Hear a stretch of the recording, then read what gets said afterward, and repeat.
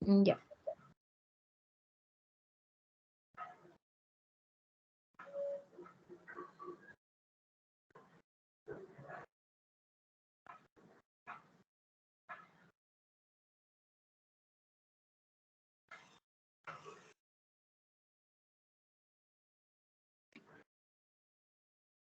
Ahí está. Ya, a ver. Buenas tardes, alumnos. Hoy ya tenemos la clase de tiempos operatorios. Y a ver, pasa la siguiente diapositiva, por favor. La siguiente. Tiempos operatorios. Entonces, ¿qué tenemos que decir? ¿Qué cosas son los tiempos operatorios? Es sencillo, ¿no? Porque tengo mi tarjeta ahí acá. Hay alguien que tiene abierto el micrófono, de silencio en su micrófono. Ya. Todo acto quirúrgico, toda operación, cualquiera que sea, tiene tiempos operatorios. Cualquier intervención. Y los tiempos operatorios son los mismos. Varían, y vamos a ver en cuál de los tiempos varían de acuerdo a la especialidad. Los tiempos operatorios que ustedes los tienen ahí son la diéresis, exéresis, síntesis, hemostasia. Algunas literaturas consideran solamente 3 tiempos operatorios, la diéresis, exéresis y síntesis, porque dicen que la hemostasia está presente en todos los demás tiempos, y es cierto. La hemostasia está presente desde que comienza la operación. Pero dada la importancia de este tiempo, es que se ha puesto como un tiempo aparte, la hemostasia. Entonces, comencemos a hablar de qué cosa es cada uno. La siguiente, por favor, la diéresis. Diéresis es abrir, incidir, aperturar. Ahí dice la diéresis y la síntesis, o sea, la síntesis es cerrar. La diéresis y la síntesis están ya normados y se realizarán de acuerdo a una técnica ya establecida. Abrir y cerrar a un paciente para un cirujano es casi rutina. Digo casi ¿por qué? Porque depende del tipo de paciente. Hay pacientes que tienen que ser reoperados, por ejemplo, ya la diéresis varía de acuerdo a lo que encontremos y la síntesis por ende. Entonces, pero la gran mayoría del resto de pacientes, la diéresis y la síntesis es rutina. Ya un cirujano abre un paciente sin pensarlo mucho. La exéresis presenta las variaciones considerables para cada enfermedad, sino para cada paciente. La exéresis es lo que le da el nombre a la operación, o sea, es la operación propiamente dicha, es el por qué hemos llevado al paciente a hacer la operación. Si, por ejemplo, le vas a sacar la vesícula, bueno, tu exéresis se llamará colecistectomía. Si le vas a sacar el apéndice, tu exéresis tendrá el nombre de apendicectomía. Si, por ejemplo, yo soy un paciente con un abdomen agudo quirúrgico sin diagnóstico, entonces lo que le vas a hacer es una exploración quirúrgica, una laparotomía exploratoria, ¿no es cierto? Entonces, en la exéresis es donde interviene la mayor cantidad de la instrumental diferente al resto de los otros tiempos. En la diéresis y la exéresis casi son los mismos instrumentos. En la exéresis varía de la especialidad, de acuerdo a la especialidad. Cirugía general utilizará las valvas Liver, las pinzas de Bacon, las pinzas de Crillet, etc. En cambio, por ejemplo, un traumatólogo, pues, en este tiempo intervienen los taladros, los martillos, los clavos, etc., ¿no? El urólogo, las sondas especializadas. La exéresis es la operación propiamente dicha. ¿Está bien? A ver la que sigue, por favor. Diéresis es toda maniobra destinada a labrarse una vía de acceso a través de los tejidos para llegar a la patología en sí. Esa es la diéresis. Aperturar, abrir, dividir, separar.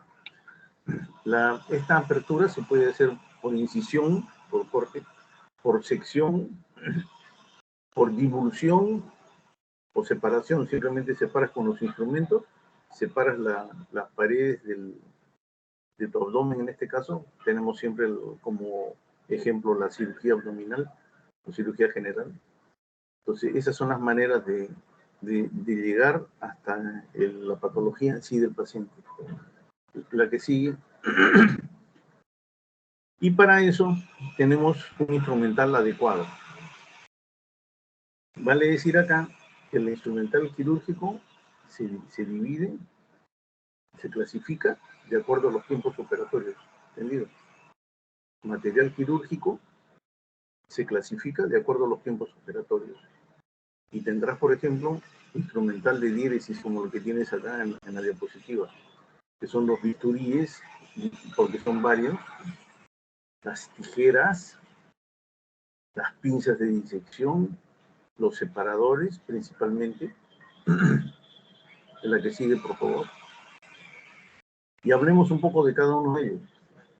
El bisturí es el símbolo del cirujano, el bisturí. Hay varios tipos de mango de bisturí, hay varios. Puedes catalogar unos 6, 7 tipos de mango. Pero en cirugía general los que más se usan son el mango de bisturí número 3 y el 4. Veamos algunas diferencias.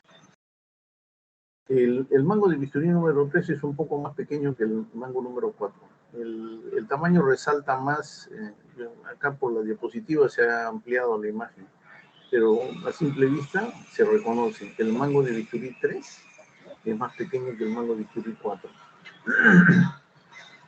Tiene en el mismo mango, el mango de bisturí 3 tiene en la parte distal, tiene unas estrías transversales en toda su estructura, por ambas caras, que es donde se va a poner los dedos, el primer y segundo dedo. Para agarrarlo, el bisturí se agarra como lapicero, como si fuese un lapicero, primer y segundo dedo. Puedes agarrarlo así, o puedes agarrarlo así. Ahí. En cambio, el mango de bisturí número 4, que es más grande, tiene unas estrías transversales más anchas y más separadas en la parte distal, las cuales están cortadas a la mitad por un surco longitudinal. En la parte distal tienen el cabezal del bisturí, que tiene, el del bisturí número 3 es más pequeño que el del mango 4. Y las hojas de bisturí que son recambiables, las del mango 3 no le hacen al del mango 4 y viceversa. Cada mango tiene su número determinado de hoja. Y cada hoja tiene una forma y un tamaño diferente, de acuerdo a lo que quieras utilizarlo, para lo que quieras utilizarlo. La que sigue, por favor. Hojas de bisturí. Más o menos acá tenemos alguna clasificación. Las hojas del mango 3, generalmente la numeración va del 10 para adelante, ¿no es cierto? Del 10. Las hojas del mango bisturí número 4 van del 20 para adelante. ¿Está bien? Y como ustedes ven acá, por ejemplo, la hoja número 10, que la tienen a la izquierda arriba, en su tamaño y forma es diferente a la del número 15. Lo único que tienen igual es la abertura para colocar el cabezal ahí.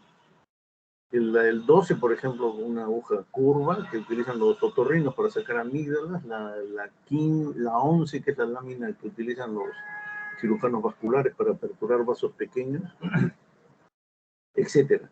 La 22 o la 24 utilizan, o la 22 o la 21 que utilizan los cirujanos generales para aperturar las cavidades abdominales, ¿no es cierto? Entonces, de acuerdo a lo que uno necesita, pide la hoja, nada más, y el mango correspondiente. La que sigue. Las tijeras. Hay varios tipos de tijeras, pero solamente el sílabo les está pidiendo que se aprendan estas dos. Las tijeras de Metzenbaum y las tijeras de Mayo. A ver, ¿cuál es la diferencia de cada una? Las tijeras de Metzenbaum, también llamadas tijeras del cirujano. Y las tijeras de Mayo son las llamadas tijeras del ayudante. Las tijeras de Metzenbaum solo sirven para cortar tejidos. Las tijeras de Mayo sirven para cortar solamente hilos. Nada más. Las tijeras de Messenbaum, siendo las dos tijeras del mismo tamaño, porque hay tijeras de Messenbaum pequeñas y hay tijeras de Messenbaum grandes, pero siendo las mismas las tijeras de Mayo, tanto las de Mayo como las de Messenbaum del mismo tamaño, las tijeras de Messenbaum son más delgadas, más finas que las de Mayo. Los bordes de las tijeras de Messenbaum son bordes romos.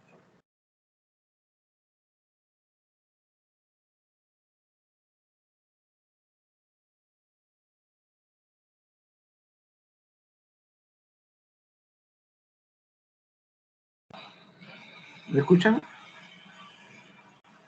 ¿Me escuchan o no me Ahora sí, escuchan? doctor. Ya, se había como cortado. ¿Desde qué hora no me han escuchado? ¿Desde las tijeras nada más? Sí, doctor, muy breve fue. Ya. Entonces, las tijeras de Messenbaum, tijeras del cirujano, las de Mayo, las tijeras del ayudante, las tijeras de Messenbaum, siendo las dos del mismo tamaño, son más delgadas, más finas que las de Mayo. Las tijeras de Messenbaum tienen los bordes romos, las tijeras de Mayo tienen los bordes poliédricos. La punta de las tijeras de Messenbaum es punta roma.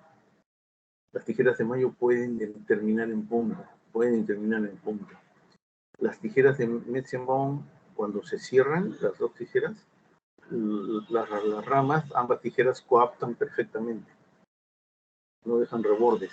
En cambio, las tijeras de Mayo, cuando las cierras, pueden quedar un reborde, no cierran perfectamente. Las tijeras de Messenbaum pesan mucho menos que las tijeras de Mayo. La unión de las tijeras, en las tijeras de Messenbaum, la unión de las tijeras es más distal que las tijeras de Mayo. La unión de las tijeras de Mayo es más medial. Las tijeras, yo digo las tijeras, ¿saben? Por si acaso, ¿saben que hablando de tijeras, acá, se dice, este aparato se llama tijeras. Esto no es una tijera, no. El aparato se llama tijeras. ¿Por qué? Porque cada rama, esta rama es una tijera y esta otra rama es otra tijera. Las dos ramas se unen y forman las tijeras. El aparato se llama tijeras. Entonces, cuando yo digo la unión de las tijeras, eso es de las dos ramas, en la de Messenbaum es más distal, en la de Mayo es más medial, la articulación. No se olviden que la de Mayo solamente para cortar hilos, nada más. Ahí en el hospital la usan para cortar gas, hasta los callos creo que se cortan con esa tijera. En cambio, las de Messenbaum son para cortar tejidos solamente. ¿La que sigue?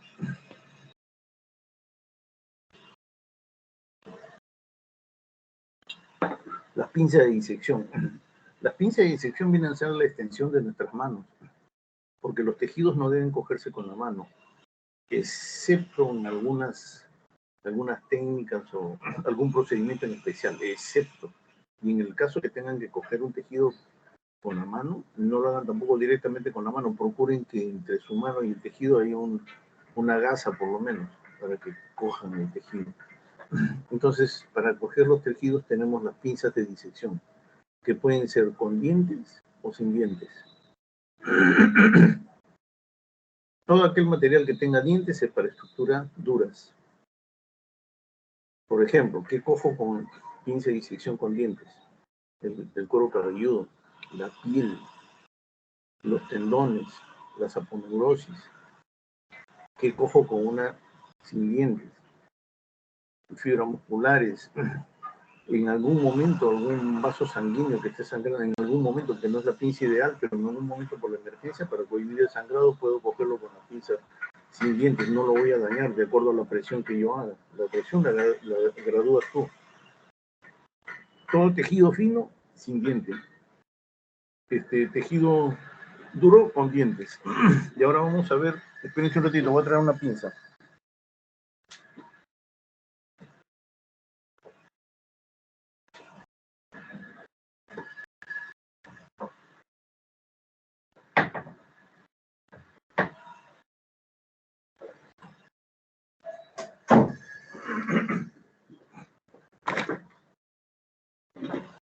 A ver.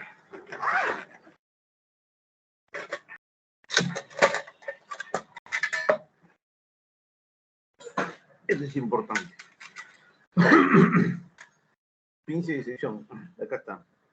La pinza de disección tiene unas estrías transversales al medio, ¿no es cierto? Como las que están viendo ahí en las diapositivas, unas estrías. ¿Para qué?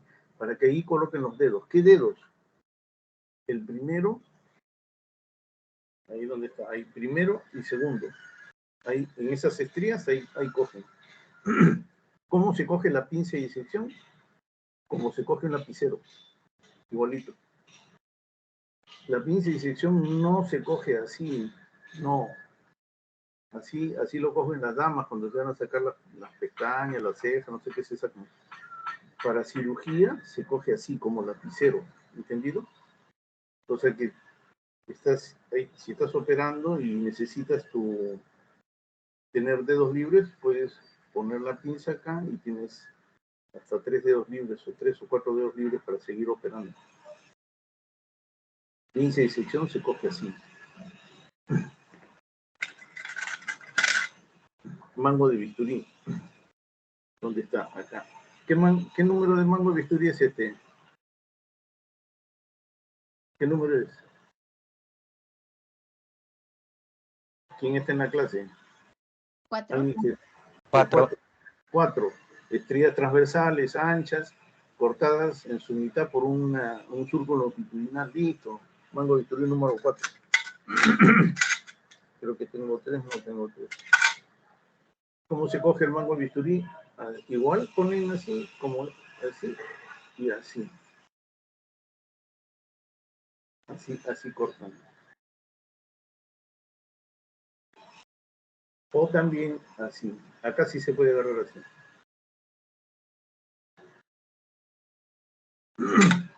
Listo, seguimos. La que sigue, por favor, dice. Separadores manuales. Los separadores son, creo que el único instrumento, el único material quirúrgico que está presente desde que comienza la operación, porque si no separas los bordes de la herida, no puedes operar, así de fácil. Entonces, alguien tiene que estar separando los bordes de la herida, y hay separadores, hay un montón. ¿Qué les pide el sílabo si ustedes que aprendan de separadores manuales? Porque los separadores se clasifican en 2 tipos, los manuales y los autoestáticos. Manuales y autoestáticos. Manual, porque necesita una mano que lo esté agarrando, como los separadores que tienen ahí. De entre todos los separadores, hay parque, etc, etc, etc. Solamente el sílabo les pide que aprendan el separador de Faraday. El Faraday. Ahí les estoy poniendo un parque. ¿Por qué? Para que vean la diferencia. ¿Qué cosa es un separador? Son 2 láminas de acero a manera de una C o un arco de fútbol, como quieran llamarlo, ¿no? Que tiene un separador es más grande que el otro, por eso uno calza dentro del otro. Cuando los van a guardar, así los guardan como en la figura, uno dentro del otro. Que tiene una de las patas o extremos tiene más largo que el otro. Pata larga y pata corta al otro lado. Y que solamente lo ponen en los bordes de la herida y separan la herida. O sea, alguien tiene que estar agarrándolos. Separador manual, separador de Faraday. Los bordes casi rectangulares, ¿no? Los extremos, a diferencia del parque. ¿Cuál es la diferencia del parque? Que los bordes son boleados, ¿no es cierto?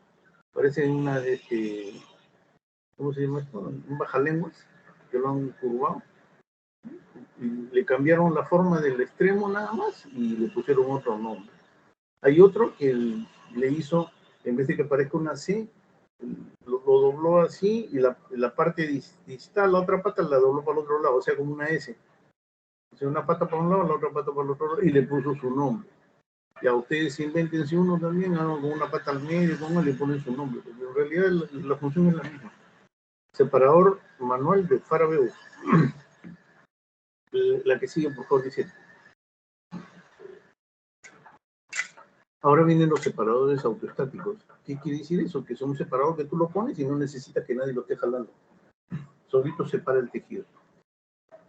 Dentro de los separadores autoestáticos tenemos el separador de Balfour, que consta de 2 valvas laterales y una valva suprapúbica. Es así, como una mano así agarrando. ¿Para qué? La valva suprapúbica, su nombre lo dice, sobre el pubis. ¿Para qué tendrá eso? ¿Para qué servirá? para deprimir la vejiga. Eso deprime la vejiga, para que tengan más campo operando. Y las otras valvas son laterales. Discurren sobre dos rieles, solamente una de las valvas laterales es la que se mueve, la otra está fija. Discurre para aperturar o para cerrar el separador. Separador autoestático de Balfour. ¿Cuál es la diferencia con el separador de Gosset? El separador de Gosset solamente tiene valvas laterales, no tiene valvas suprapúbicas. Y además solamente tiene un carril por el que discurre la valva. El otro tiene dos carriles, el de Balfour. Este tiene un solo carril. Es la diferencia. La función es la misma. Seguimos con los separadores autoestáticos. La que sigue. Y ahora tenemos el separador estático de Finochieto. El separador de Finochieto es el único dentro de los que ustedes van a aprender que tiene cremallera. ¿Ven? Una cremallera. O sea, para mover esa valva, tienes que darle vuelta a la cremallera. Le das vuelta a esa palanca y discurre sobre esa cremallera. Abre y cierra. ¿Para qué utilizas eso? Para separar la pared costal, para separar las costillas, cuando se separa pulmón. Se pone y se le da la cremallera porque tienes que luxar la costilla, si no, no puedes entrar a operar el pulmón. Separador autoestático de Finochieto. La que sigue, por favor, dice las pinzas de campo operatorio. Las pinzas de campo operatorio también, no hay muchas, pero hay más de una, por lo menos. Pero la que ustedes les piden y aprenden es esta, la de Backhaus. Pinza de campo operatorio Backhaus. Es una pinza que termina como en dos garfios, dos puntas, ¿no? Y que se colocan, como su nombre lo dice, para sujetar los campos operatorios, como lo ven en la diapositiva, están sujetando las telas y se aprovecha los extremos proximales de la pinza, esas dos argollas ahí, donde van los dedos, para colocar los tubos de aspiración, el cable de electrocauterio, porque no esté colgando, y lo pasas por ahí. Se aprovecha, ¿no? Pero es pinza de campo operatorio de Backhaus, así se llama. La que sigue. Exéresis. En exéresis, como les digo, la operación propiamente dicha, se realiza la exposición de la zona operatoria y todas las maniobras que facilitan el tratamiento quirúrgico de la lesión. La que sigue. Y acá interviene el arsenal quirúrgico propio de cada especialidad o para la operación en sí. Acá es donde se luce el instrumental especializado. ¿Sí? La que sigue. Y tenemos, por ejemplo, en cirugía general, tenemos las pinzas de prensión y tracción para prender y traccionar. ¿Cuáles son las principales? La pinza de Alice. Es una pinza que más o menos mide 14 centímetros y que termina con dientecillos fines en la punta, tiene dientes. Entonces, si yo me acuerdo, mi profesor me dijo que todo lo que termina con dientes tiene que ser para estructuras duras, ¿no? Como un diente, por ejemplo, en un intestino lo destrozas. Pero puede ser para coger el espesor de la pared abdominal, la saponeurosis, jalarlas al momento de suturar el paciente, etc. Pinzas de Alice. Tenemos las pinzas de Babcock, o también llamada pinza de canastilla, por la forma distal de la pinza. Miren, acá van como, ¿no? Dos así estructuras que parecen una canastita cuando se juntan. Pinza de canastilla. Excelente para prender y traccionar víscera hueca. Intestino delgado, grueso, vesícula, tienes estómago, vejiga, toda la víscera hueca, cualquier víscera hueca lo puedes coger con eso. Excelente. Pinza de Babcock o pinza de canastilla. La que sigue, por favor. También tienes las pinzas de prensión y tracción, la de Fester. Forester se escribe, Fester, y la pinza de Duval. La pinza de Fester es una pinza de prensión y tracción larga, más o menos unos 20 centímetros, que puede ser curva o puede ser recta, y que sirve para traccionar, excelente para traccionar víscera hueca. Como es larga, para profundidades, por ejemplo, cuando operas esófago, tienes que meterte ahí por la cúpula diafragmática a trabajar, entonces con eso puedes traccionar con esa pinza. O cuando haces cirugía ginecológica por el hueco pélvico, entonces como llegas hasta ahí con esta pinza, excelente. Pinza de Fester, o pinza de canastilla. La que sigue, por favor. Los clamps. ¿Qué cosa es un clamp? Un clamp es una pinza que ocluye el tránsito de algo. Por ejemplo, tenemos el clamp de oclusión intestinal, que ocluye el tránsito del intestino. Lo pones, cierras el tránsito del intestino para que puedas operar, porque cuando abres un intestino, el contenido intestinal sale, no te deja operar. Entonces, cierras el intestino y ya puedes operar con tranquilidad. Clamp de oclusión intestinal. También hay clamp de oclusión vascular. Cuando operas un vaso sanguíneo, tienes que cohibir el sangrado de la zona donde vas a... Si no, haces el hueco en el vaso y la sangre se te sale. Entonces, el clamp es para ocluir el tránsito de algún vaso o de alguna estructura tubular. El ciego les pide que prendan el clamp de oclusión intestinal de Dogen, que es este. Una valva grande, más o menos 20 y tantos centímetros, que tiene estrías longitudinales en toda su rama, que puede ser curvo, puede ser recto, de Dogen. Después tienes el clamp, los otros clamps, por la que sigue, por favor, dice clamp vascular de Satinsky. Es una pinza bastante grande, yo diría de 20, 30 centímetros de largo, que sirve para ocluir grandes vasos, por ejemplo, la aorta, la cava, etc. Entonces, con esa pinza, clamp de oclusión vascular de Satinsky, acá lo tiene. Es grandote, ¿no? Clamp Satinsky.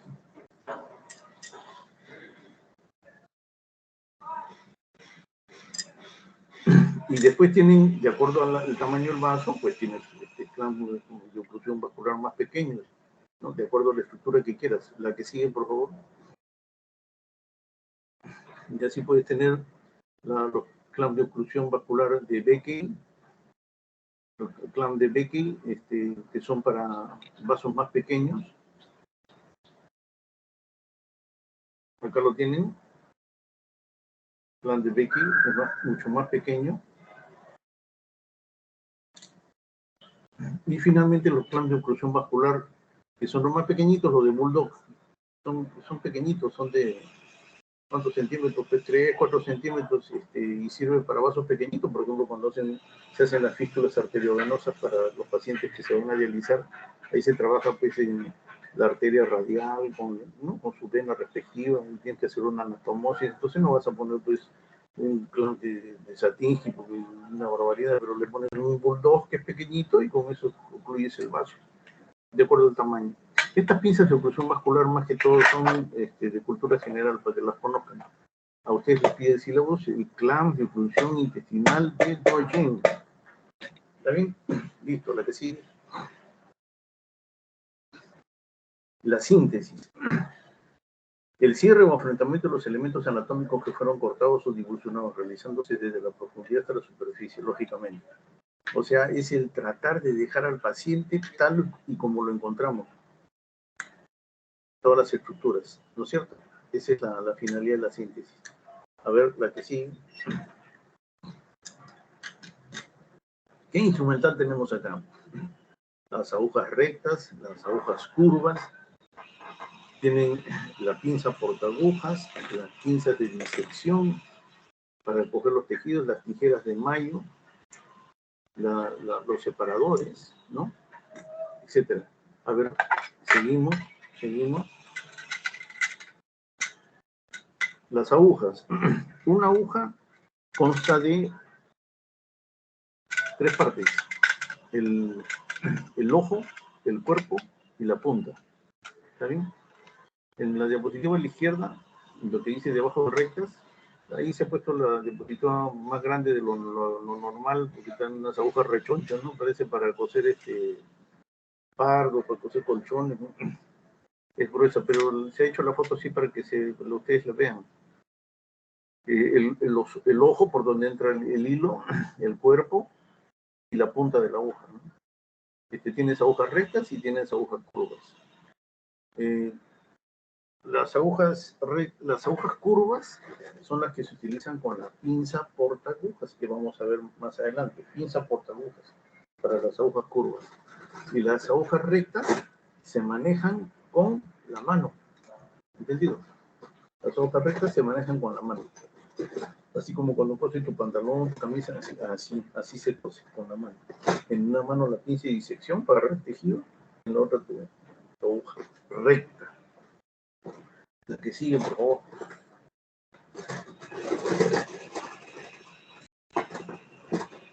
Ahí están las partes de una aguja, como les dije. Me avisas cualquier cosa si me quieres hablar. ¿Cómo? Pero ya sabes, 2 baja. ¿Quién me está hablando? No sé. ¿Alguien nos habla? No, doctor, hubo una interferencia. Ya. Entonces, las partes de una aguja, punta, cuerpo y ojo. Puntas, hay diferentes tipos de puntas. Puntas romas, puntiagudas, puntas piramidales, puntas planas, etc.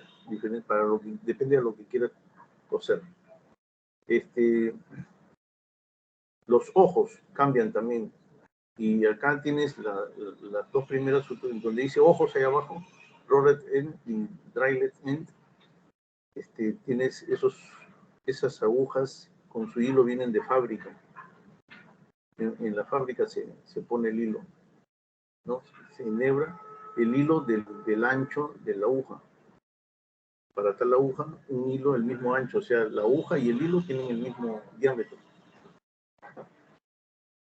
Después tienes donde dice regular eye, es la aguja normal, la que conocemos, que es la que tienes que enhebrar. Te dan tu hilo, bueno, eso lo enhebra la enfermera instrumentista, ¿no? Tiene su técnica, mete el hilo y lo tiene preparado ya para la sutura. Después hay otros que tienen el spring eye, por ejemplo, esa no se enhebra así a puntería, sino el hilo se pone encima del ojo, porque tiene una ranura, si ven arriba, la parte distal, donde se pone el hilo y se empuja. El hilo se empuja y entra al ojo. Y el otro, Spring Double Eyes, es tiene para poner 2 hebras. En vez de poner una sola hebra, pones dos hebras al mismo tiempo. Pasas 2 hebras al mismo tiempo. ¿No? Hay diferentes tipos de ojos, diferentes tipos de puntos. A ver, la que sigue. Para que vean cuál es la diferencia entre una sutura monofilamento y una polifilamento.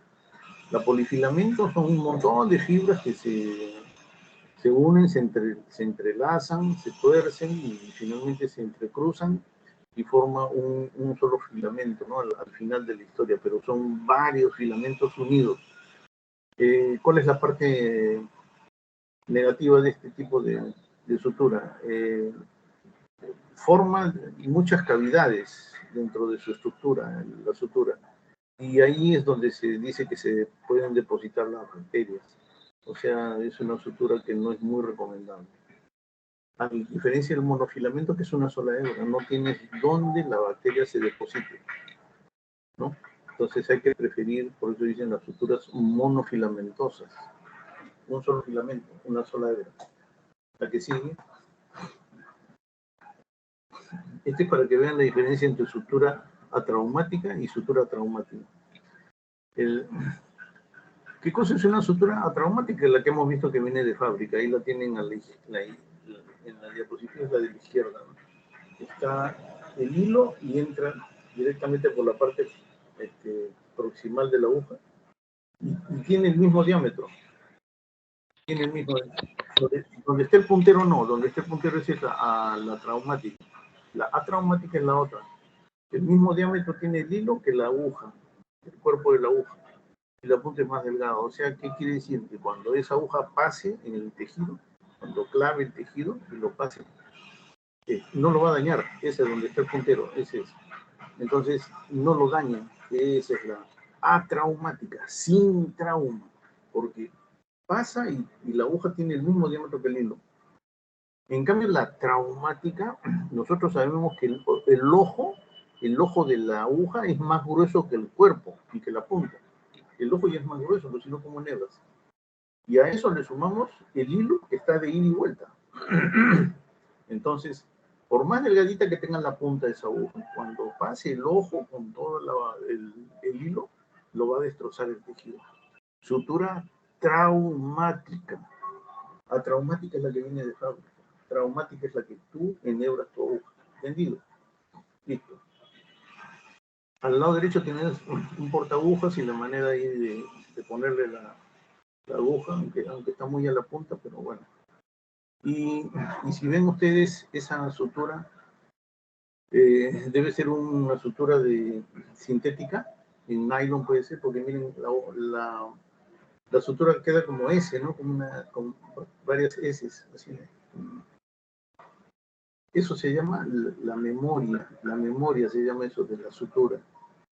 Por eso van a escuchar ustedes cuando entren a sala de operaciones a ayudar y el cirujano le dice a la instrumentista, dice, pásame un nylon, tantos ceros en aguja.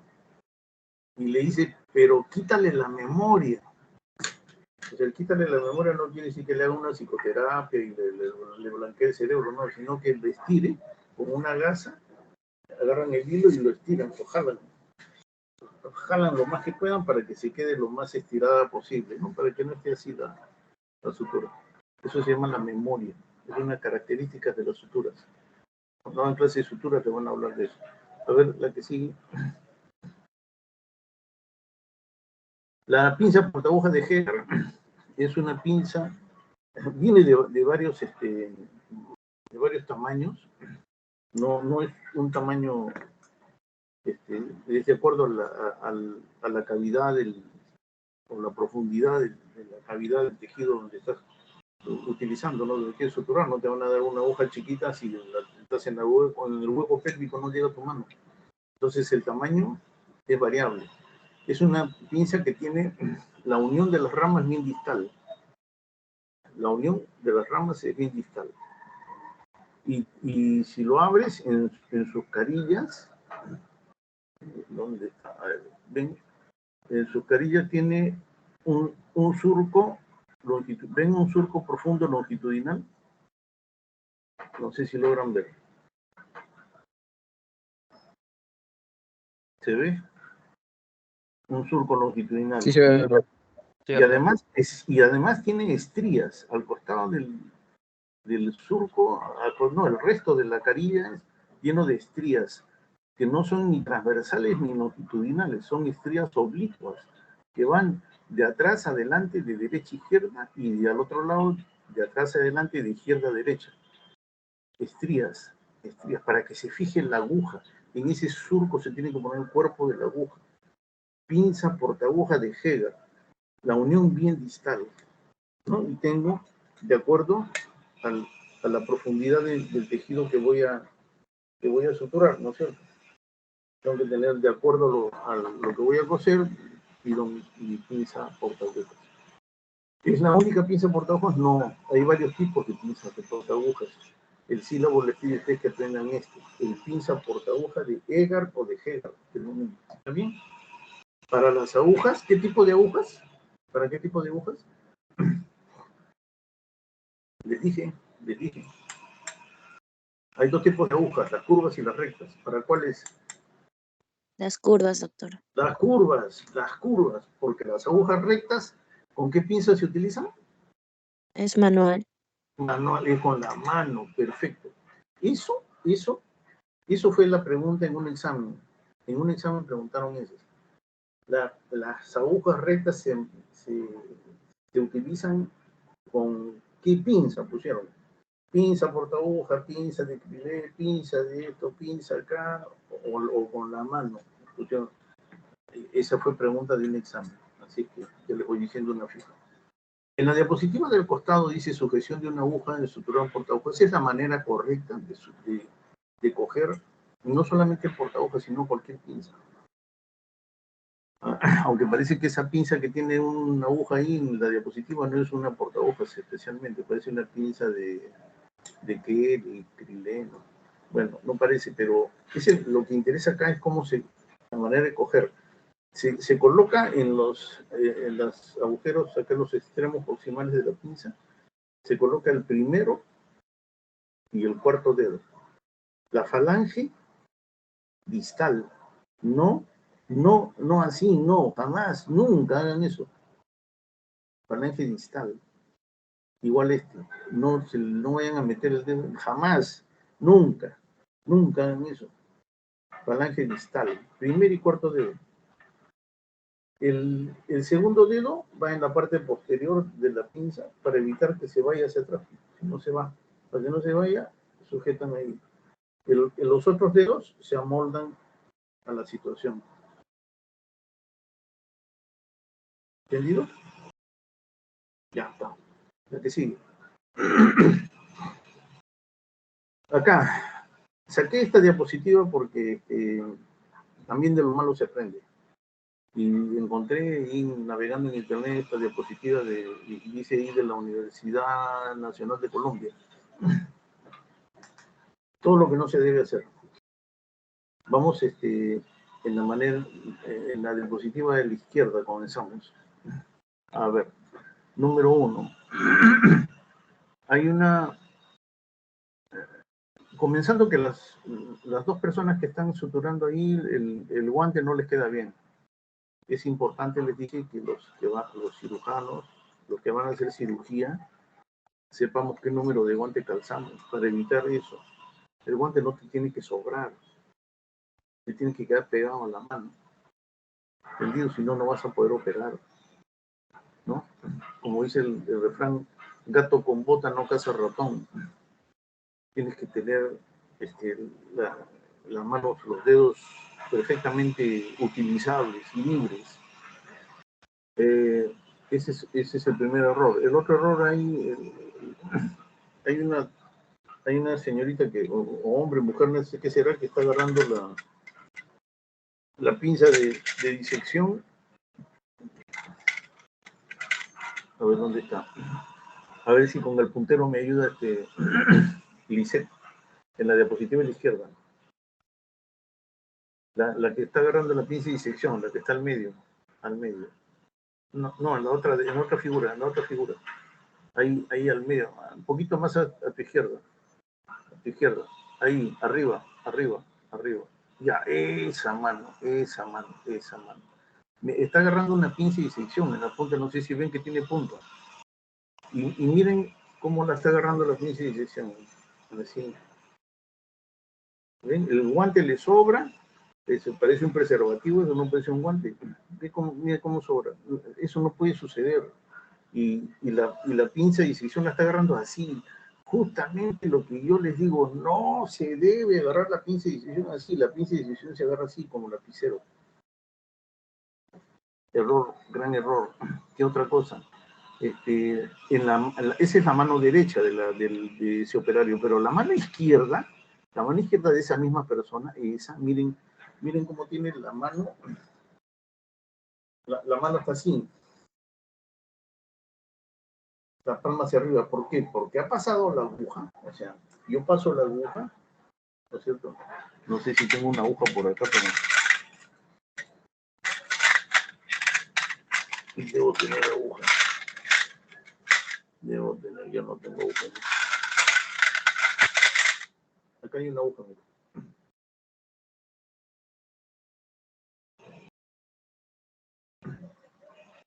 Miren, ve. A ver. Ahí, me miran ahí, no me miran. Ahí me miran, ¿no es cierto? Sí, doctor. Ya, mira, yo paso la aguja. Estoy cosiendo acá.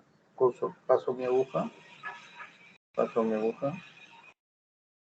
Sale la aguja por el otro lado. Miren mi mano derecha. Miren la mano que tengo el portagujas. Miren mi mano. Cuando pasa la aguja, ¿yo qué tengo que hacer? Suelto acá. Y la palma de la mano la pongo hacia abajo. Cojo la aguja acá. Y termino de darle la curva. Recién ahí le doy la curva. No puedo jalar porque si no se me destroza el tejido. Tengo que darle la curva a la aguja. Recién ahí voltear. No puedo hacer esto. Mira. El gran error. Meto mi aguja. Y como ahí creo que sea mejor. Y meto mi aguja y como mira mi mano derecha, mira mi mano que tengo el portagujas. Entonces paso la aguja acá y ¿qué hago? Suelto y cojo la aguja acá. Mira mi mano derecha cómo está. ¿Y cómo le doy la curva a la aguja? ¿Entiendes? Tengo que dar un volantín para tratar, ¿no es cierto? ¿Qué es lo que he debido hacer? Lo que hice antes. No seguir con el juego este de acá, sino voltear la mano hacia abajo, coger la aguja y termino de darle la curva. ¿No es cierto? Vamos a ver la diapositiva otra vez.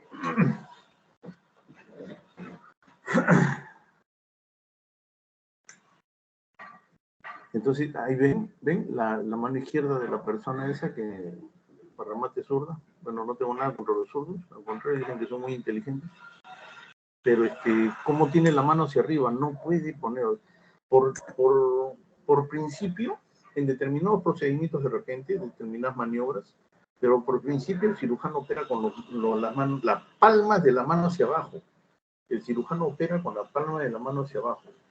Determinadas maniobras van a hacer que voltees tu mano, pero generalmente la palma del cirujano es abajo, hasta para hacer los nudos.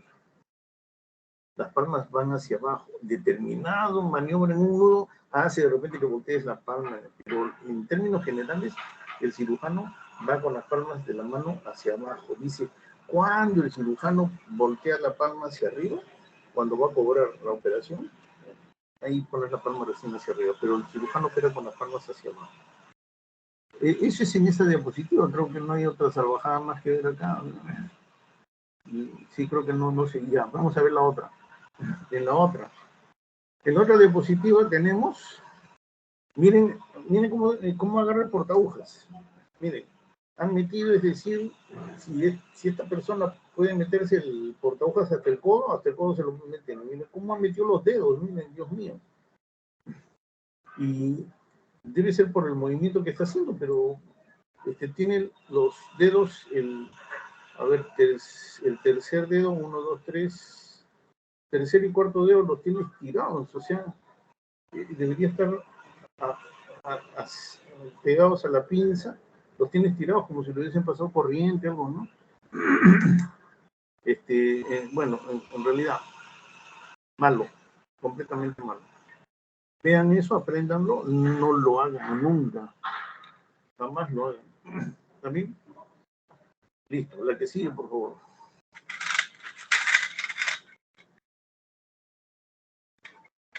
Suturas, ahí les estoy poniendo algunas suturas, los puntos, sutura continua, los puntos separados, etcétera, los que más se utilizan para que los tengan ahí de referencia en el momento que se haga la práctica. Dios mediante, ojalá se llegue a hacer. De eso hablamos más tarde. Ahí tienen los puntos ya para que lo vayan practicando. La que sigue. Manera correcta de suturar. Miren en la diapositiva del lado izquierdo, de esa manera cómo se debe coger el portaagujas, cómo se debe poner la aguja en el portaagujas, cómo debe entrar la aguja en el tejido en forma perpendicular, así debe entrar la aguja, y cómo se debe coger el tejido con la mano izquierda, se debe coger con las pinzas de portaagujas, el tejido, así se cose, así se cose. Al otro lado tienen un punto, una sutura continua, que es el punto de Abul-Qasim o punto de Abul-Qasis, ¿no? Cuando hagamos la evolución de la cirugía, la historia de la cirugía, ahí vamos a ver quién fue Abul-Qasis o Abul-Qasim, en cuyo homenaje este punto lleva su nombre, ¿no es cierto? Ya, a ver lo que sigue. Los puntos simples, que son puntos separados. Estos son puntos separados, no sutura continua, son puntos separados, punto simple. El punto de PAC, que es punto de ida y vuelta. El que sigue. El punto de colchonero, que es punto de ida y vuelta, pero en forma horizontal. El colchonero. El que sigue. Y el cierre de la pared abdominal. Para cerrar la pared abdominal, se cierra por planos. siempre cierran por planos. O sea, de un lado, si van a coger de un lado la serosa, el peritoneo, del otro lado también cogen el peritoneo y cierran peritoneo con peritoneo. Por ejemplo, comenzamos, la primera capa de adentro hacia afuera es el peritoneo. Es una serosa, se cierra con material de sutura reabsorbible, por ejemplo, el catgut simple o el micril. ¿Qué número de catgut, qué grosor? Puede ser el 2 ceros, 3 ceros, 2 ceros yo creo que también. En sutura continua. Hago un nudo al comienzo y de ahí comienzo a suturar continuamente hasta el final. Peritoneo. De ahí sigue la capa muscular. Si los músculos se han sido seccionados, etcétera, se tratan de juntar con un par de puntos de catgut. Se juntan las fibras musculares seccionadas y solito eso se pega. La madre naturaleza es muy grande, lo pega bien. Sobre el músculo está la aponeurosis. La aponeurosis requiere de toda nuestra atención. ¿Por qué?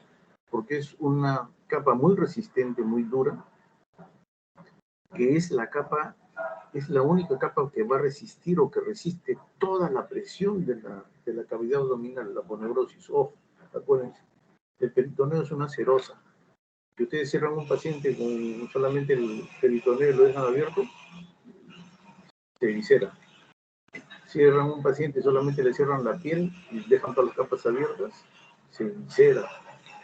Pero si un paciente le cierran bien su aponeurosis y las demás capas la dejan abiertas, puede resistir. Puede y debe resistir. La aponeurosis es la capa que resiste toda la presión intraabdominal. Por lo tanto, debo tener cuidado en cerrarla. No lo debo cerrar con sutura continua. ¿Por qué? Porque si un punto de la sutura continua me falla, se suelta toda la sutura, se abre. Entonces tengo que cerrarlo con puntos separados. Y debo utilizar un material que quede ahí perenne, que no se reabsorba. Entonces debo usar sutura irreabsorbible. Lo mejor que se está utilizando ahora es el nylon. Nylon. Puntos separados de nylon y te queda perfectamente cerrada esa aponeurosis. Sobre la aponeurosis tienes el tejido celular subcutáneo, que debe ser con la menor cantidad de puntos con la que puedas juntar la mayor cantidad de tejido graso. Puntos separados de sutura reabsorbible, catgut, con esas suturas celular. Y finalmente la piel. La piel se hace con sutura irreabsorbible y la mejor es el nylon. ¿Por qué? Porque primero es monofilamento, que evita las infecciones, ¿no es cierto? Ya por lo que hemos hablado, el monofilamento. Y se hacen puntos separados. En los libros, si ustedes revisan, dice sutura de piel con sutura continua, se puede hacer. El libro lo autoriza. Los libros de cirugía autorizan hacer piel con sutura continua, pero se ve feo. Parece sutura de muerto, de cadáver. Ustedes han ido a la morgue, cuando vayan a la morgue vean cómo suturan a los cadáveres. Con un solo hilo se van hasta abajo, hasta el pubis, ¿no? Se ve feo. Hagan puntos separados. Si pueden hacer sutura intradérmica, mejor. La gran pregunta de todos los alumnos, doctor, ¿cuántos puntos hay que ponerle en la sutura de piel? Se pone la menor cantidad de puntos con las que puedas afrontar la herida. La menor cantidad de puntos. Si con un punto puedes sujetar toda la herida, le pones un punto. No pongas mucho puntito porque al final parece un 100 pies eso, o un cierre de una bragueta de pantalón y se ve feo. Mucho punto. Se pone la menor cantidad de puntos con lo que cierres la herida. ¿Está bien? A ver, la que sigue. Aquí, por ejemplo, está lo que hemos visto es el peritoneo. Esto también está cerrando el peritoneo, sutura continua, como le dije. La que sigue. Sutura de la aponeurosis.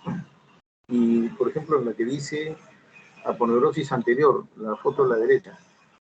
Están cerrando la aponeurosis anterior porque hay una zona del abdomen que tiene aponeurosis posterior y anterior. Recuerden nuestra anatomía. Hay una zona del abdomen que tiene aponeurosis posterior. Hay que cerrarla también. pero el resto de la alaunoide no tiene aponerosis posterior, solamente hicieron la anterior. Y en esa foto yo le he puesto a propósito, porque si ustedes ven la dice la aponerosis anterior, están cerrando la aponerosis con sutura continua. Yo les acabo de decir que no debe ser. Entonces, hay cirujanos que estilan, tienen confianza en su mano, ya depende de cada uno, son machos, ¿no? Confían en su punto, en su técnica operatoria, jamás se va a soltar un punto. Porque si ese cirujano se le suelta un punto, se abre todito. Por eso es preferible, por muy machos o seguros que seamos, ¿no? Cerrémoslo con puntos separados. No nos cuesta nada. Eso lo he puesto a propósito para discutir. En el lado derecho están cerrando la fibra muscular, fibras musculares, están afrontando con puntos separados, para que no se vea feo, y porque eso se cierra solo. Y hay y esto no me excusa más porque, si ustedes ven en la figura donde dice aponeurosis posterior, están utilizando una aguja rara que se llama aguja de Reverdán. Ya no existe eso. Ahí le puse justamente para que lo conozcan. Si existe una de esas agujas, debe estar en el museo, más o menos, porque ya no hay. Antes se utilizaba mucho la aguja de Reverdán. Es una aguja curva, grande, como ustedes ven ahí, que pasan primero la aguja vacía. Una vez que llega vacía, con el botón que tienen en el dedo pulgar, con ese botón lo mueven hacia adelante o hacia atrás y la punta de la aguja se abre. Entra el hilo, meten el hilo ahí, con el botón vuelven a cerrar la punta de la aguja y lo retiran. Al retirar, pasan el hilo pues, por donde ha pasado la aguja. Hacen el nudo y se acabó la historia. Aguja de Reverdán, ya no hay. ¿Qué otra cosa sacamos de provecho acá? Que los separadores en la figura del lado derecho, miren, ya estamos en la síntesis y el separador sigue presente. Por eso les dije, el separador es el instrumento que está en toda la operación. Si no separas, no se opera. Pues. ¿Cómo operas si no separas? Ese es nuestro separador. Y en la aguja de la izquierda, en el recuadro chiquito, ahí están cerrando con grapas. También se utiliza grapas. Si algún hospital, clínica utiliza, puedes ponerle grapas. Lo retiras igual, al séptimo día lo retiras de ahí. Tiene una pinza especial que es el retiro de sacagrapas. Y se acabó la historia. Eso no es nada otro mundo, pero conozcan, ¿no? Hay grapas también para cerrar piel. La que sigue, por favor, dice. El tejido celular subcutáneo, ya les dije yo, solamente se apunta con un par de puntos para que no para que se sujete solamente, evitar el espacio muerto es lo que se busca en el tejido celular subcutáneo. Que no se quede el espacio muerto porque eso se llena de secreción serosa. Ahí se forman los famosos seromas. Por eso se cierra, se afronta nada más el tejido celular subcutáneo. La piel.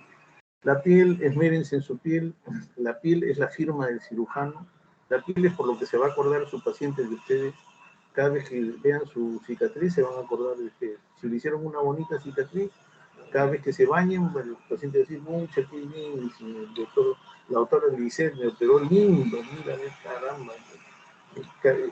Por la cicatriz se van a acordar de ustedes toda su vida. Si le hacen una cicatriz horrorosa, para decir, ese maldito carajo que me operó, mira cómo me dejó la barriga, parece un costal de papas. Así es. La piel es la firma del cirujano, no se olviden. Esmérense y hacer una bonita piel. La que sigue, por favor, dice. Esto para solamente decirles que cuando se sutura piel especialmente, lo que se trata es de afrontar el tejido. No hagan no estrangulen el tejido, no es necesario. No buscamos la necrosis del tejido, lo que buscamos es que se afronte. Lo único que la sutura debe buscar es que los bordes de la herida se junten, se toquen.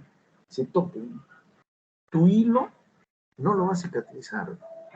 Tu hilo no lo va a cicatrizar. La cicatrización es un proceso hecho por la madre naturaleza. Tiene su proceso inflamatorio, proceso de proliferación. Ustedes saben cómo son los procesos de la cicatrización. Acuérdense. Tu hilo solamente va a colaborar. Porque así no le pongas el hilo, igualito va a cicatrizar. por segunda, o cierre por segunda, o por tercera intención. Pero nosotros, ¿qué tenemos que hacer? Afrontar. El resto lo hace la madre naturaleza. Afronten, no estrangulen. En la foto de la derecha, no es un 100 pies, es una medida que tiene exagerada cantidad de puntos, muchos puntos. Ahí yo le sacaría, dejar un punto sí, un punto no, un punto sí, un punto intercalado, le sacaría los puntos, porque no hay necesidad de tantos puntos, Dios mío. Casi en la línea del tren. La que sigue, hemostasia. Importantísimo tiempo operatorio. El más importante de repente. ¿Por qué? Porque ahí están en los objetivos. Eso que dice objetivos, eso fue pregunta de otro examen, eso. Objetivos de hemostasia, ¿cuál es? Evitas la pérdida de sangre, lógicamente. Cohibes el sangrado por lo más pronto posible. Mantienes el campo quirúrgico limpio. Porque con sangre es bien difícil operar toda una cochinada, no se ve nada. Mantienes limpio tu campo operatorio. Evitas la aparición de hematomas y evitas la aparición futura, porque en el hematoma, en la sangre, se cultivan, ¿qué bacterias se cultivan en la sangre? Según nuestras clases de microbiología, en el agar sangre, ¿se acuerdan qué cosas se cultivaban? ¿Qué se cultivaba? Todas las bacterias crecen en la sangre, todas. Así que si haces una buena hemostasia, estás evitando a la larga que te hagan infecciones, abscesos y esas cosas. Importantísima la hemostasia. Toda maniobra ejecutada para cohibir una hemorragia. La que sigue, hay varios tipos de hemostasia. Hay hemostasias temporales y hemostasias definitivas. La hemostasia temporal es la que uno busca apenas ver el sangrado, ¿no? Estás cocinando y te cortas el dedo, sale sangre. ¿Qué haces lo primero? No vas a ir al hospital. Lo primero que haces es te apretas. La primera hemostasia es la compresión, la primera. Donde sea, te haces una herida, lo primero que debes hacer, comprime, para que no salga sangre. Lo que es más, hay muchas veces que sufren ustedes una contusión en la cara, etcétera, en la mano. Un golpe tan fuerte que los vasos sanguíneos se rompen, la piel no se rompe, y se hace lo que se forma un hematoma por dentro. O sea, ven que el hematoma va creciendo. ¿Por qué? Porque los vasos sanguíneos se han roto dentro, la piel está indemne, pero los vasos sanguíneos dentro comienzan a botar la sangre. ¿Qué hacen? Igualito, compresión, comprimen sobre el hematoma para que no siga sangrando, que si no se forma el hematoma. O sea, la primera hemostasia es la compresión. Estamos operando y de repente ¡ping! Se vuela un vaso sanguíneo y sale la sangre. ¿Qué es lo primero? Si estás cerca ahí con tu mano, pones el dedo, listo. Después pides una gasa, señor, una gasa, porque le dije, nunca pongan la mano directamente sobre el tejido. En lo posible, traten de poner una gasa entre el tejido y tu mano. Ya después buscas la gasita, lo aprietas, compresión, hemostasia temporal. Mientras, ¿qué hace? El cirujano dirá, señorita, a ver, vamos, pásenme el electrocauterio para quemarlo. No, mejor pásenme una ligadura, voy a hacer un nudo. No, mejor pásenme una sutura, voy a suturar y hacer un nudo. Ya, esa es la hemostasia. Lo que sigue ahí en nuestra diapositiva que dice definitivo. La hemostasia definitiva son las ligaduras, el taponamiento, las suturas, la electrocoagulación. Esas son las hemostasias definitivas. La que sigue, por favor. Hemostasia por compresión. Nada más. Sangre y punto. Cuando hay el evitar, ¿no es cierto? Ya sabemos que debemos evitar en lo posible iniciar una hemostasia por compresión con el torniquete, el famoso torniquete, ¿no? Siempre se deja como última alternativa y si se puede evitar, mejor. El torniquete destroza, pues, todo, destroza nervios, fascias, tendones, vasos, todo se lleva pues con la presión, ¿no? Por eso evitemos y dejémoslo para la última de nuestras alternativas. Ya no hay más que hacer, ya pues le haces un... Pero nunca que sea la primera alternativa, el torniquete. Mejor la presión directa. Y el torniquete se pone la herida, entre la herida y el corazón, lo más cerca posible a la herida. No sé, así es la norma. Donde te cortas acá. Te cortas acá, dices, entre el corazón y mi herida, lo más cerca a la herida. Si me he cortado acá, entre el corazón, lo más cerca posible a la herida, y se pone el torniquete. Además está decirle que el torniquete solamente es para extremidades. Si tienes una herida en la cabeza, no se te ocurra poner un torniquete, te va a ir mal. La que sigue, por favor, es el Lisette.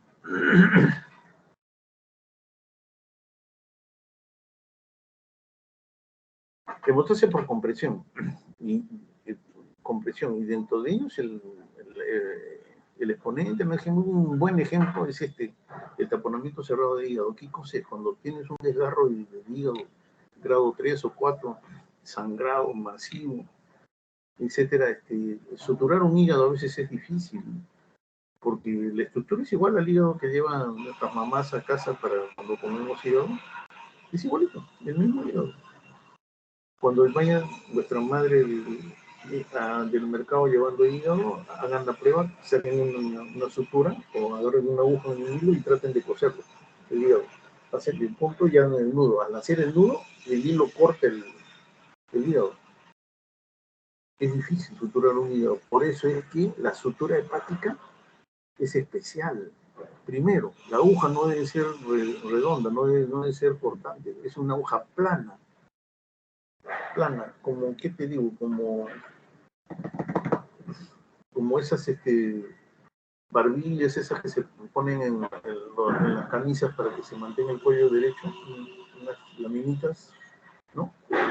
Delgaditas, le llaman ballenitas, no sé qué le llaman, unas laminitas blancas que se meten dentro de la punta del cuello de la camisa. Más o menos así debe ser la aguja para el hígado, o sea, plana, ancha. Y la sutura, igual, o sea, la sutura más o menos debe ser como el ancho de la misma forma de un pasador de zapatilla, plano. Un fideo plano, no sé cómo se llama el fideo plano, fettuccini, no sé cómo se llama. Con un fideo plano, así, cinta, ancha, tiene que ser ancha. Del mismo ancho de la barbilla, esa que hemos dicho así, ese ancho, más o menos, que será pues 1 centímetro. ¿Para qué? Para el momento de que entre la aguja plana, destroza menos tejido cuando sale. Y cuando vas a hacer el nudo, entonces ya no corta el hilo, ya no corta el tejido hepático, sino vas a poder hacer un nudo. La sutura es especial. Pero aún así, teniendo sutura especial y lo que sea, ese hígado no cierra, sigue sangrando, se va a morir el paciente. ¿Qué se hace? Hemostasia por taponamiento. La operación se llama taponamiento cerrado de hígado. Se ponen compresas grandes, húmedas, debajo y encima del hígado. Pones debajo y encima y presionas la mayor cantidad de compresas. Lo presionas al hígado, lo dejas apretado y esperas a que pare. Una vez que deje de sangrar, suturas a tu paciente, cierras todas las capas, peritoneo, aponeurosis, célula subcutánea, y lo cierras todo. Lo dejas ahí, las gasas las dejas ahí. Al tercer día lo tienes que reoperar para sacarle las gasas. Esa es la única manera de hacer hemostasia, en este caso de taponamiento cerrado de hígado, hemostasia por compresión. La que sigue, por favor.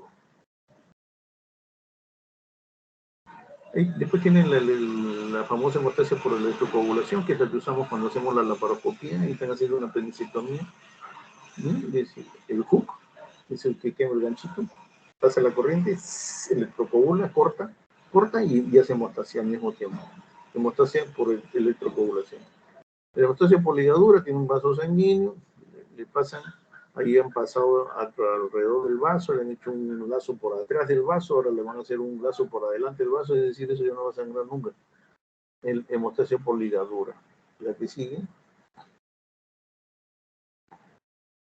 Y finalmente los nudos que los cirujanos, que todo cirujano debe saber y que ustedes deben aprender. los nudos para hacer los famosos nudos, para hacer las ligaduras, los famosos nudos. El sílabus a ustedes les indica que deben aprender nudos con la mano y nudos con instrumento. 3 nudos con mano y un nudo con instrumento, eso es lo que les pide el sílabo. Ahí les voy pasando algunas diapositivas. La que sigue, por favor. Esto de los nudos, vamos a hablarlo al terminar la clase. ¿Ya? Me acuerdo. Instrumental. ¿Qué instrumental interviene en la famosa hemostasia? Las pinzas hemostáticas. Acá viene la gran confusión, acá es donde los alumnos se faltean en el examen práctico, acá es donde se lo jalan a todos porque las pinzas son casi igualitas. Hay las pequeñas diferencias. ¿Cuál es la diferencia del material quirúrgico en la hemostasia? Las pinzas hemostáticas se clasifican o diferencian por tamaño. Algunas formas, pero por tamaño básicamente. El material quirúrgico en general, si les preguntan, pregunta examen, ¿cómo se clasifica el material quirúrgico en general? De acuerdo a los tiempos operatorios, es la clasificación la que más se usa. Hay otro, clasificación por uso, por ejemplo, pinzas de prehensión, pinzas de disección, de acuerdo al uso, pero la principal clasificación del material quirúrgico es por los tiempos operatorios, como hemos visto ahora. ¿Y cuál es la clasificación del material hemostático? Es por tamaño. Las pinzas hemostáticas se clasifican o diferencian por tamaño. Así tenemos pinzas las más pequeñas que ustedes deben aprender, porque hay más pequeñas. Las más pequeñas que ustedes van a aprender son las pinzas de Halsted. Las que le siguen hay 3 pinzas que tienen el mismo tamaño. Crilé, Kelly y Copper. Tienen el mismo tamaño. De 14 centímetros. La que sigue, a ver, por favor, pinza hemostática de Halsted. Es la más pequeñita, 12 centímetros nada más. Pequeñita. Puede ser recta, puede ser curva, puede tener dientes en la punta o puede no tenerlos. Si tiene dientes en la punta, ya cuál. Mi profesor me dijo que toda pinza que tiene dientes es para estructuras duras. Para sujetar un vaso sanguíneo, si van a sujetarlo con una pinza hemostática de Halsted, procuren que los dientes no toquen con el vaso sanguíneo, que no lo destrocen. Esta pinza puede ser curva recta, puede tener dientes o no puede tener dientes, tiene la rama toda ranurada. Toda la rama es ranurada, tiene estrías en toda la rama. Creo que esa no es la diferencia de esta pinza es el tamaño, es la más chiquita. La que sigue, por favor. 14 centímetros. Tienes 3, pinza de Kelly, Crilé y la pinza de Cocker. Pinza de Kelly, 14 centímetros, puede ser curva o puede ser recta, pero tiene la mitad distal de la rama, la tiene ranurada. ¿Ven? No ven. ¿Sí ven? ¿Se ve? Sí, doctor. Listo. Pinza de Kelly curva. Entonces, tienes la pinza de Kelly, que puede ser curva o recta, tiene la mitad distal de la rama ranurada. Esa es la diferencia. Ojo. Cuando ya tienes 3 pinzas del mismo tamaño, pucha, ¿cómo la diferencias? Por las estrías. La mitad distal de las estrías ranuradas es la pinza de Kelly. Pon la diapositiva, por favor, Lisette. En cambio, la pinza de Crilé es igualita que la de Kelly. Por fuera es igual.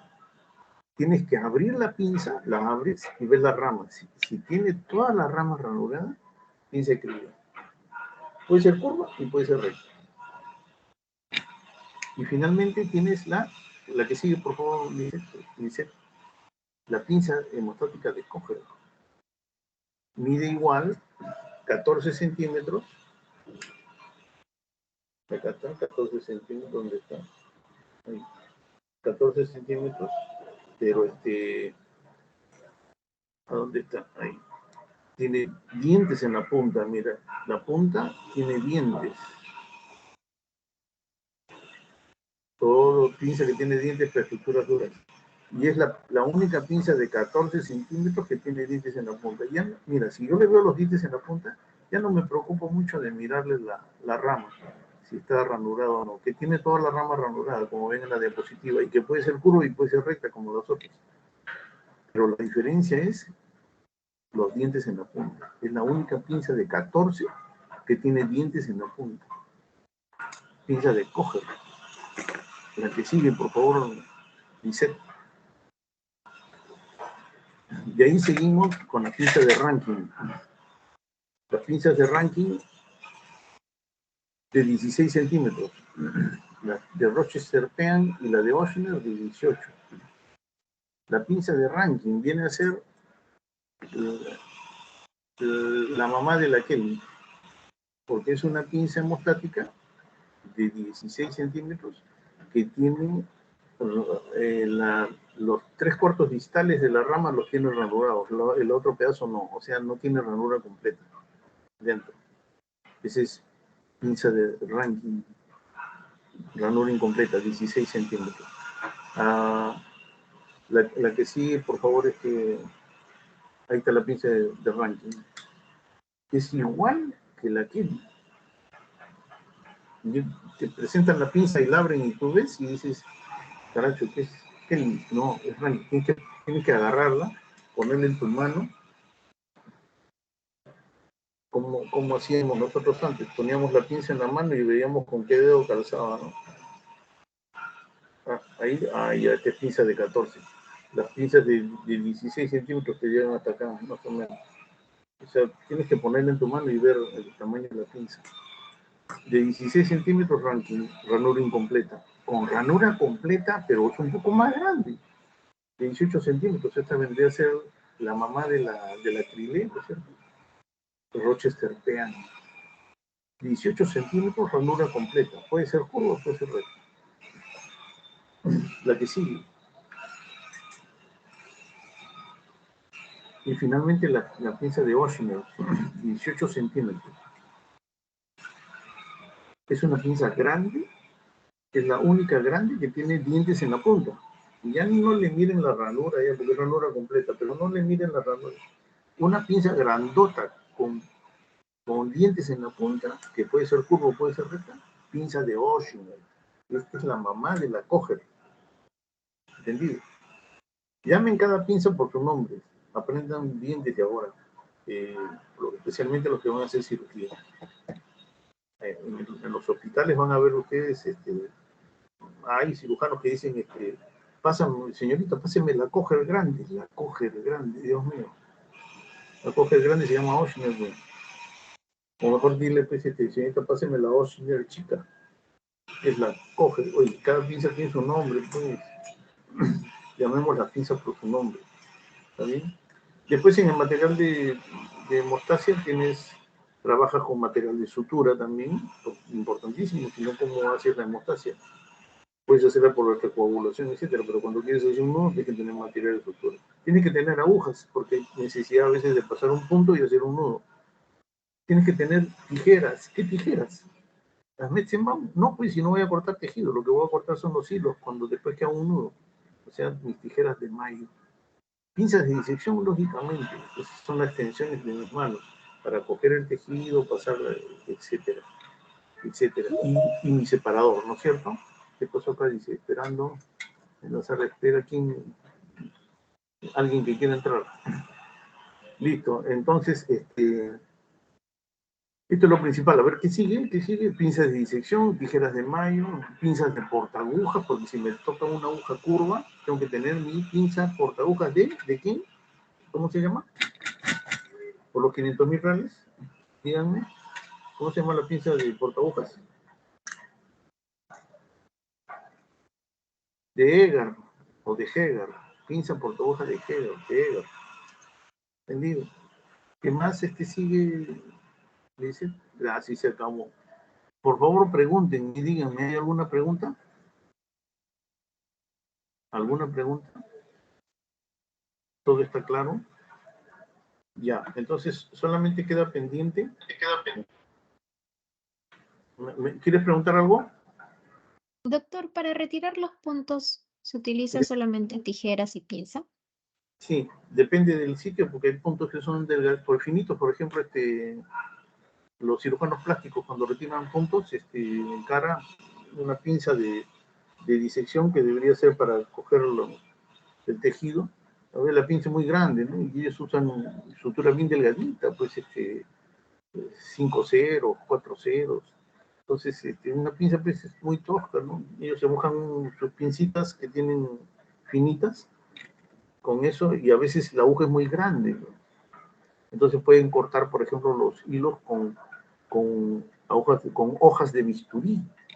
Hemos visto que hay hojas de bisturí que terminan en punta, son como unas lanzas. Por ejemplo, la que en el mango número 3 tienen ustedes la lámina 11.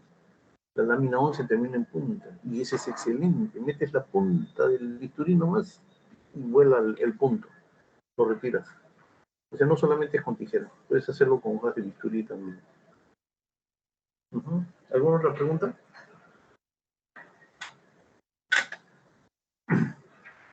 Queda pendiente, según el sílabo que me han referido ahora, dice a partir del otro mes, doctor Barrio, práctica con nudos en simulador y en tejidos orgánicos. Perfecto, me parece muy bien. Debemos hacer práctica. Ustedes saben que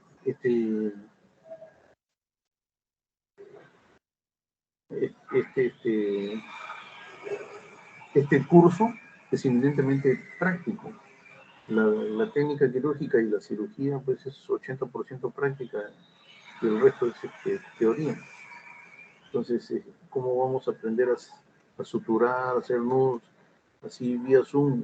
Durante toda la pandemia lo hemos hecho así, que no es lo adecuado. No es lo adecuado. Es como intentar aprender a jugar fútbol por teléfono, ¿no? ¿Cómo vas a hacer? Para jugar fútbol tienes que ir a la cancha con tu pelota, si no, no aprendes. Igual es esto.